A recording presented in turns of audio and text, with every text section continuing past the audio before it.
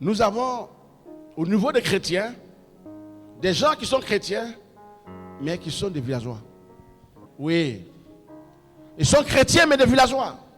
C'est-à-dire que, au fur et à mesure qu'ils évoluent, il y a des chrétiens qui leur disent, mais toi tu es assis, tu ne sais pas que dans tel endroit, toi chrétien, même le chrétien peut faire telle et telle chose, tu ne comprends pas ça? Il dit non, cela m'est interdit. Il dit qui a dit ça? Viens que je t'accompagne. Nous parlons de l'aspect chrétianisme. Et lorsqu'ils arrivent à entrer dans ce lieu avec ce dernier ou avec cette dernière, et que quand il va constater que c'est faisable, vous aurez désormais un chrétien de double face. Oui, quelqu'un venait à lui ouvrir les yeux sur des choses du monde, sur des choses qu'un chrétien peut faire étant chrétien. Et celui à qui les yeux sont ouverts va vouloir s'investir à fond pour savoir de quoi il est question. Et lorsqu'il va commencer à prendre goût d'entrer dans les maquis, dans les boîtes de nuit, il aura des difficultés à se retenir. Alléluia. Sa relation avec Dieu va prendre un coup. Je suis avec moi dans la salle. Il était comme un villageois assis, à l'apparence innocente. Mais dès lors que les yeux sont ouverts, on ne peut plus jouer. Quand tu vas vouloir parler, dit, il est écrit. La Bible l'a dit. Parce qu'on lui a permis de connaître des versets pour contrecarrer la vérité. Alléluia. Nous disons faire attention. C'est un esprit d'égarement. C'est un esprit de quoi? D'égarement. Tout est permis, mais tout n'est pas quoi? Utile. Alléluia.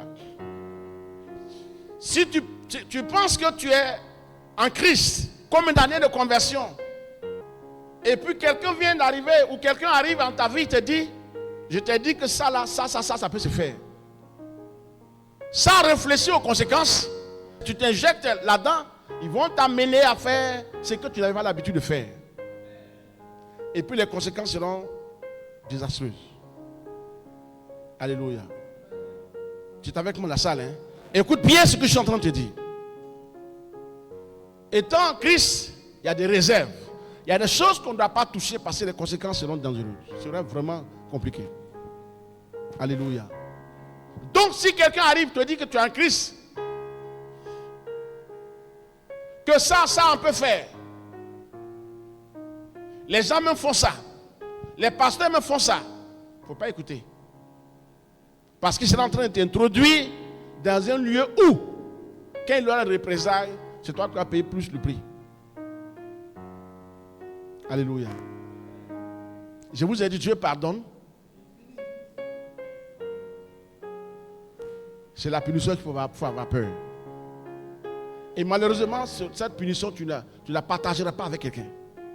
C'est à titre individuel. Alléluia.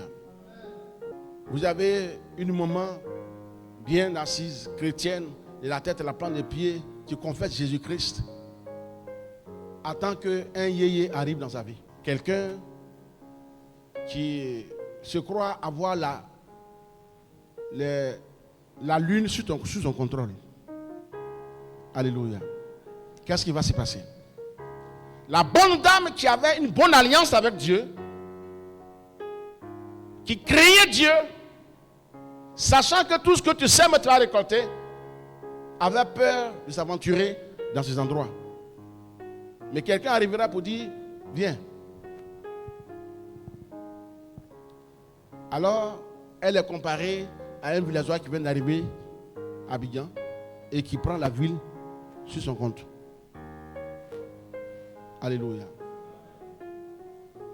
Et qui va désormais perdre cette communion fraternelle avec Dieu au profit des nouvelles choses que l'on lui présente.